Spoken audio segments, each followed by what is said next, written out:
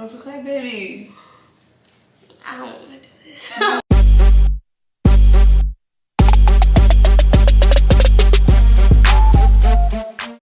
Hey guys, welcome back to my channel. It's your girl Morgan Blue, and baby is in the background because this video is going to be intense. Like, I am so nervous about doing it. I actually have to call my mom for advice because I am terrified.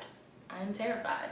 So, baby is going to be talking to me and asking me questions while I talk to you guys, because honestly, if she doesn't ask me questions, I don't know where to start, to be completely honest.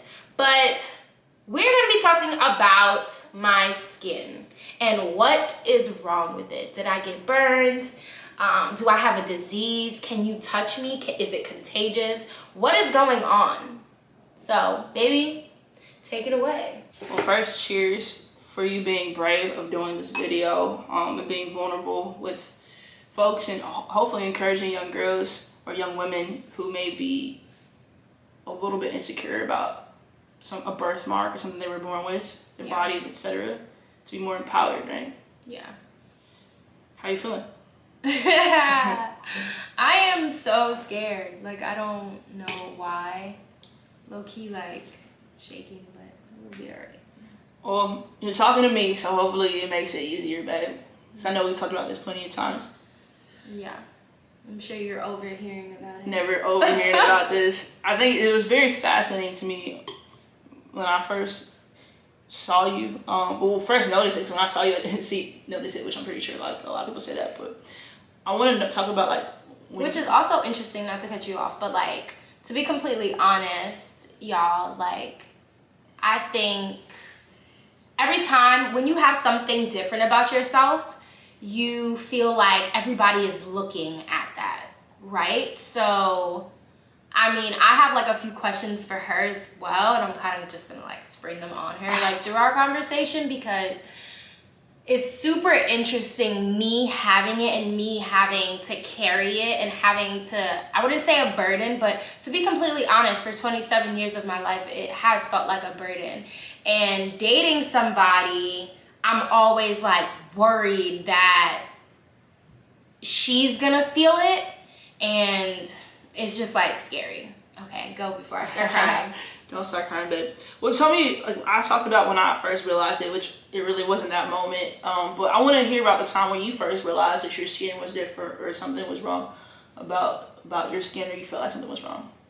I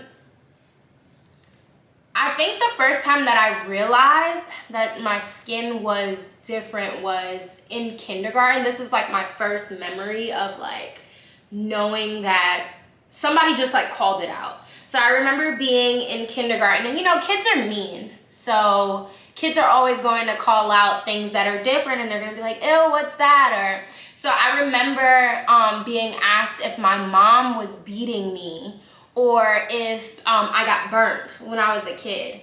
And specifically, it was by this little boy, Elijah. And you know, little boys, like, they have their little crushes, so they do things just to like kind of get at you. And so in kindergarten, I was like 4 years old. I started school early, but I went to Beginning with Children Charter School in Brooklyn. And Elijah, we were going up the stairs, and I remember I had like my charter school skirt on, and we weren't wearing stockings. And Elijah was like, ew, what's that? Did your mom beat you up? Did you get burnt? Ew, am I gonna get it? And that's when I remember going home and being like, Mom, like, what's different about me? Like, what's wrong with my skin? I was super like self-conscious about it. Like, I was like, no, I want to wear stockings every single day. Like, I remember just not feeling like I was normal. And it hurt. It hurt as a kid. So how did your mom react? I mean, clearly before this, you're young, you know, you don't know, this is probably your first moment in a school setting on a regular basis. How did your mom react? What was her response to that question that you asked her? If you can remember it. I mean, honestly, I can't remember, but I know for the rest of my life, my mom has always made a point to make me feel like I was normal. My mom has always made a point to make me feel like I was beautiful and nothing was different about me. She's always like told me that like I was beyond beautiful. So she just always said it was like haters, or they just aren't as cute as you, so they always just, you know, like my mom just always made a point to make me feel loved. Gotcha. In that respect. So what happened was, I mean, you talked about Elijah. Was there any more moments like that in school where someone pointed out, you know, your skin? Yeah, definitely. I don't necessarily remember any more of like elementary school, but definitely in middle school when my family moved out to Long Island. I wound up going to a Catholic school, and that school was very different, to be completely honest. That school, they were racist there and everything, so they had a lot going on at that school.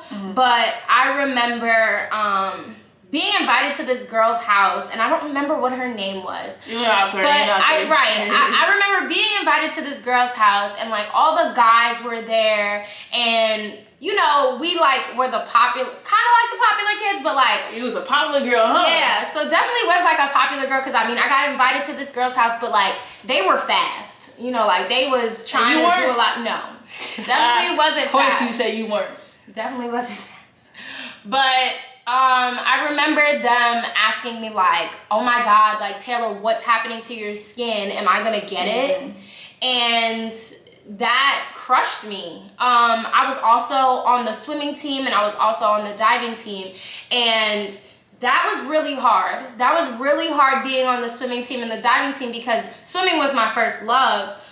Dancing, I was also a dancer. So all of those sports, if you will, your body was exposed. Whether you were in a certain costume or you were in a swimsuit, your body was exposed, and all these girls looked good, you know, like all of these girls were just normal and they had normal skin, but here's me coming out. And I remember that situation, to answer your question, but I also remember being at my swim meet and all of these girls just looking at me like, I don't want to get in the water. Like, oh, does she have something? I remember specifically this one girl saying she didn't want to get in the water because she didn't want to get what I had. No way.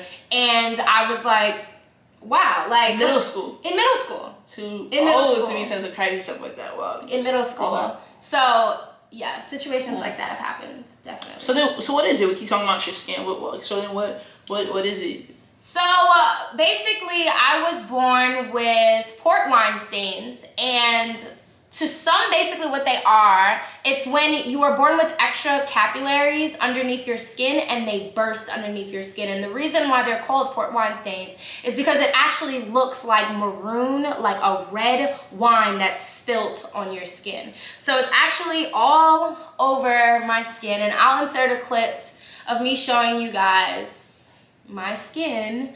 And yeah, that's basically what it is. I have KT syndrome, Klippel-Trenaunay-Weber syndrome, and that basically means that I'm more prone to blood clots.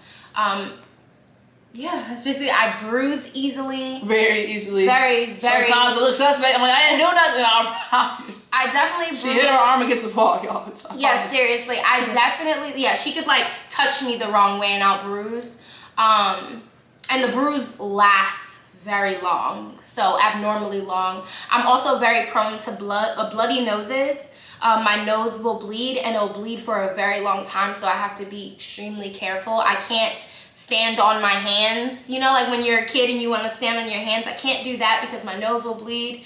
Yeah, that's basically what I have. So it's very small at a smaller scale, but if I want to compare it to something, it's kind of like vitiligo. It looks like vitiligo, but it's pink. So it's not white. It's not like patches of like lost pigment. It's pigment. It's patches of wine stains on my skin. And so yeah, it just looks very different. And most people, when you look up port wine stains, it covers their face. A lot of people have it on their face, but for me, it covers about 90% of my body. So I'm one of the rare cases that it covers 90% of my body. I also do have some on my face, but they are disguised. If I'm laying down a certain way, or if I get too hot, I don't know if you know this as well, but if I get too hot, we've been dating for 4 years, and she doesn't even see it disguises very well. I don't pay attention. I'm not paying attention, but I don't really notice it on your face. Definitely, obviously, other parts of your body, but never. Yeah, really so I have a lightning bolt on my head. So if I get angry or if I lay the wrong way, a lightning bolt will come on my forehead. So a lot of people used to call me Harry Potter for that. I have it on the below of my lip.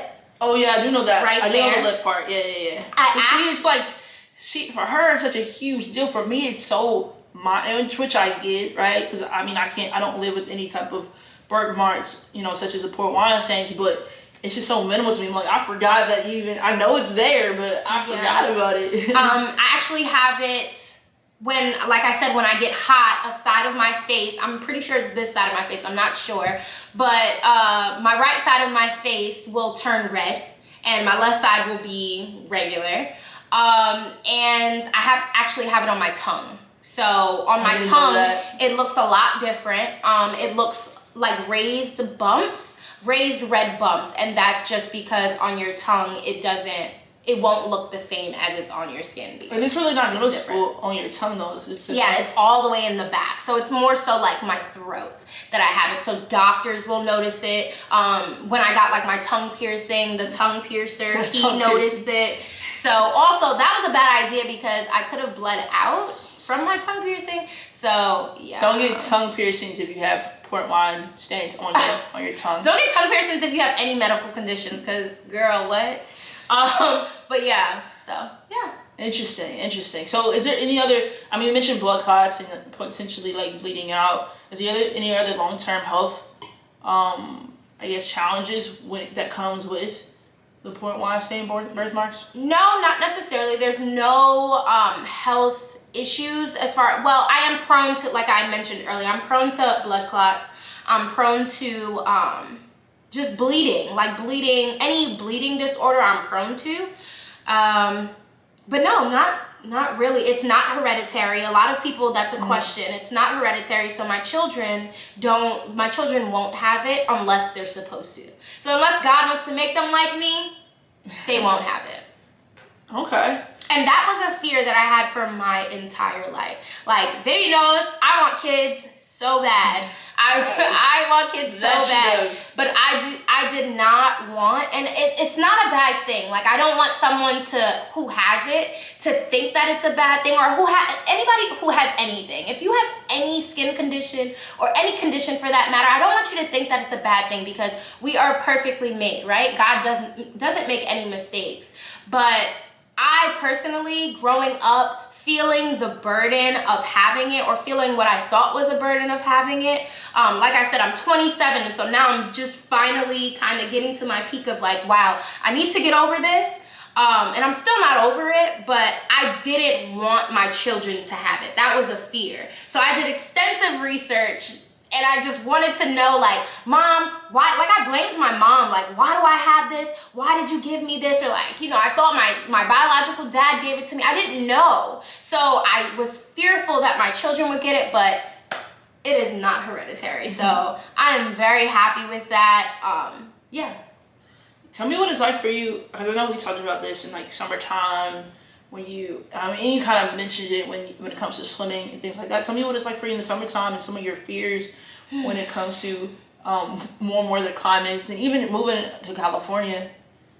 Yeah, that was a fear of mine, moving to California, because I understood that you can't wear jeans all year long. You can't wear sweats. You can. You can. We're finding out you definitely can. Especially at nighttime. They definitely have that chill going on. Prior to moving here, Prior to moving here, that was a fear. Going anywhere, honestly, like, everybody loves the summer, but Taylor was very fearful of the summer. The summer was just scary. It still is. I went to the BET Awards and I showed out and I was dressed, but I was also very afraid of wearing a dress. And I don't know if she knows this, but well, she probably does. Justice is my safe haven, right? And so I was scared. I was scared as hell to go without Justice, because I have to look to Justice for that solace, right? That's okay, baby. I don't want to do this. No, you can. You got this. You got this. You got this. It makes it real. It makes it genuine. You good.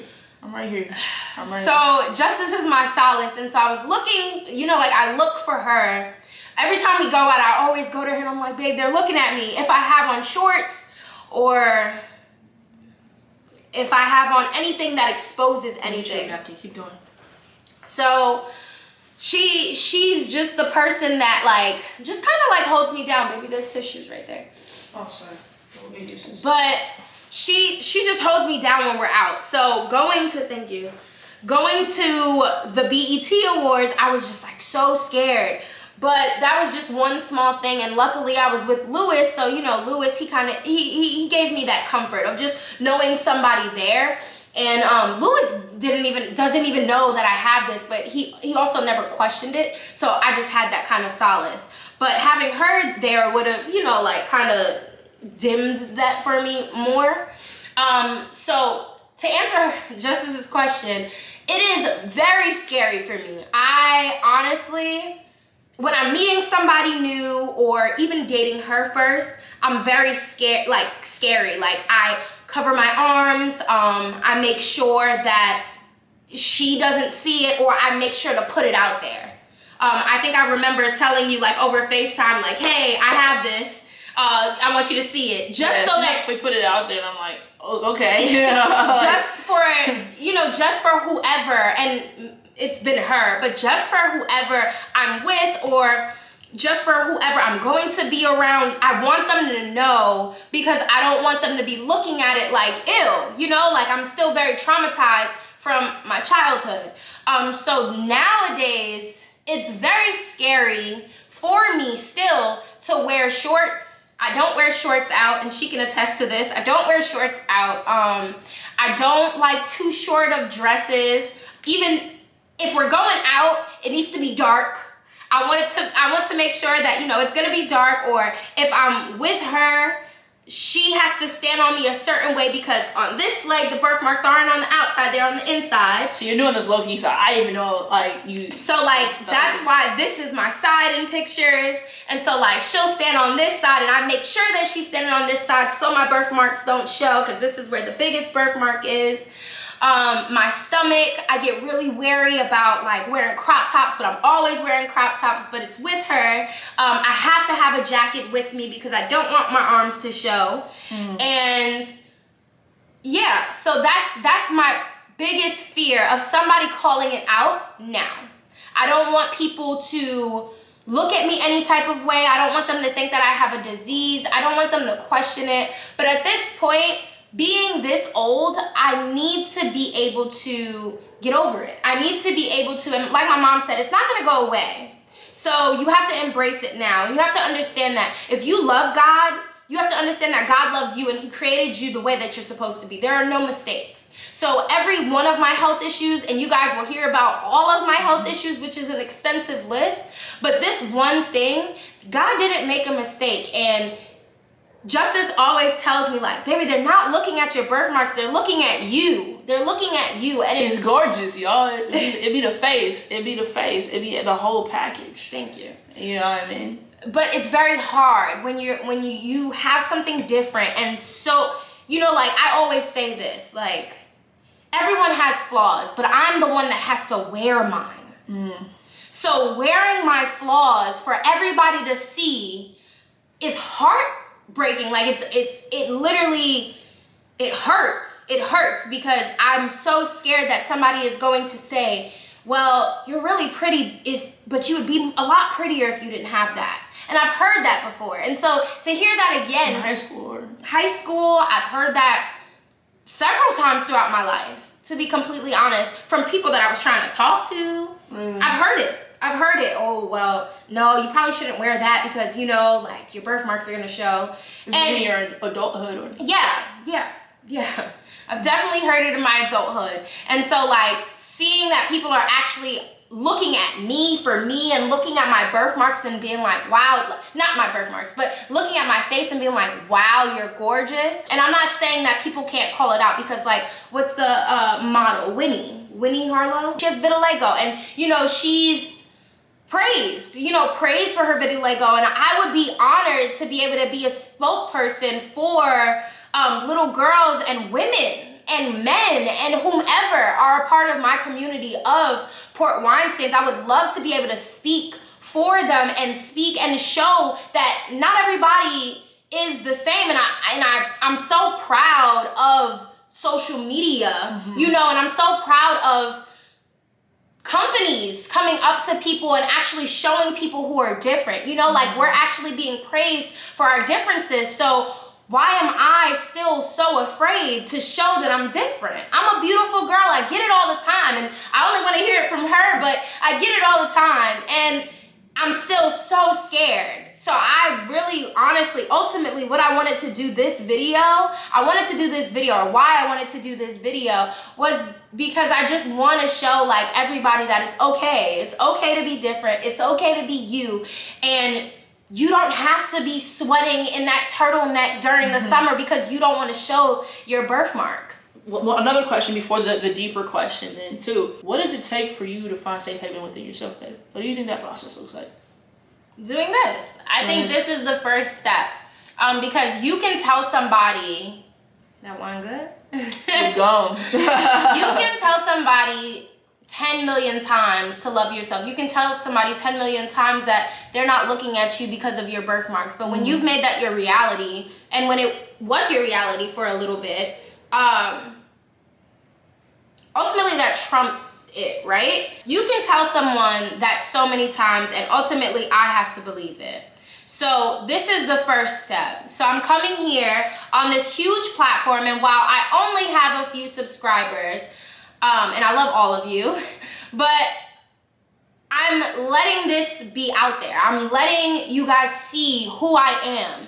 I'm letting you see the raw, natural Taylor. You're owning your story. I'm owning my story. I'm owning who I am. Yeah, that part. And ultimately, it's like, this is me. You take it or you leave it. You either like it or you don't. And yeah, this is definitely my first step. Now, I'm not gonna say there aren't going to be times where I'm down and I'm like, babe, I can't wear this. But I want to push myself from here on out to wear whatever I want. And ultimately, going out by myself, I'm just gonna continue to push myself. And I'm going to be who I am. Yeah. And that's the first part. I mean, if anything that people can take away from this video is the fact that when you own your story, that confidence level cannot be touched, even if people try to touch you. Because like, haters they're going to hate. And humans, we are more likely to point out people's flaws than their strengths and their successes. And so that's kind of what comes with the territory. But the more you own your story, the less that matters. Like Lenny probably was super scared to be a model and to show her skin, but like that girl's confident. Yeah. Like already confident. And so many people tell me that like I can be a model. Oh, you could. So like I'm short though, y'all. I'm 5'1", 0.5. That half matters, okay? But I definitely could be like an Instagram model and stuff. You know, like I honestly, and like I said earlier, I'm so proud of all these campaigns. I'm so proud of social media because it honestly gave the world a different look. Like it gave a look through our eyes. So whether you have port wine stains or you have anything, if you have cancer or you have anything, right? We can now see into your life.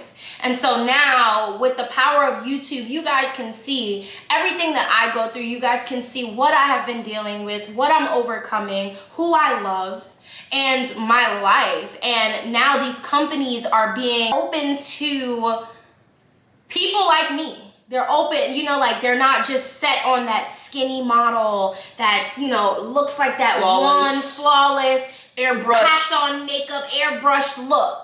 You know, like now we're actually showing that, hey, I do have a pimple one day. Or, hey, I do have, you know, like my hair might be standing up in a video.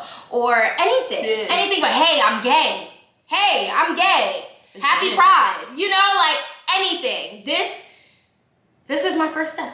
And what that looks like, baby, with all the things that you just named about companies showing the real, it's like we're now living in this reality instead of this false reality that we created by this picture perfect look. Because none of us are picture perfect. So instead of you wearing your false, you're just wearing your authenticity, dog. Like, that's what you're doing. That was dope. Yeah, you wear your authenticity, and I love to see it, babe. Thank you guys for watching this video. Thank you again for facilitating it. I love you so much, and thank you for always being there. If you guys like this video, make sure you give it a thumbs up. Make sure you click the bell so you are notified 100%. When I post another video. Yeah. And make sure you guys stay tuned because I am going to be consistent now. We live in LA. Like, I'm going to be consistent. I'm going to get this on and popping, and I'm going to be authentic to myself. Baby is going to be on this channel a lot more often. She works full time, so I'm going to have to pull her. Full time, professionally and creatively, huh? Right. She's also a poet, so make sure you guys follow my baby on Instagram at Defining Justice. Make sure you guys follow her. She has some big things coming. Make sure you guys follow me on all social media platforms at Morgan Blue. Thank you guys again for watching, and stay tuned for next video. Bye.